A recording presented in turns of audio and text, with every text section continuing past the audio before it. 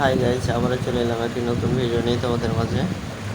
আজকে ট্র্যাক্টর করতে গিয়েছে স্বরাজ 855 এ।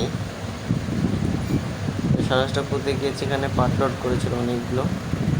আর বর্ষার সময় জমিতে কাদা হওয়ার কারণে ট্র্যাক্টরগুলো পুঁতে গিয়েছে। একটা পুঁতে গিয়েছে, ওই ট্র্যাক্টর থেকে পাটটা খালি করে এই এই ট্র্যাক্টরে, এটাও স্বরাজ 855 তো জমিতে অনেক পানি আছে, আর পাশেই ধানের ভুঁই। এখানে পুঁতে গিয়েছে স্বরাজ, ও নিজে তুলতে পারলো না, অন্য একটা ট্র্যাক্টরে লোড করা হচ্ছে। এই তো পুঁতে গিয়েছে অনেকক্ষণ। তো গাইস, ভালো লাগলে অবশ্যই লাইক কমেন্ট শেয়ার করবে আমাদের ভিডিওটি। ধন্যবাদ ভিডিওটি দেখার জন্য।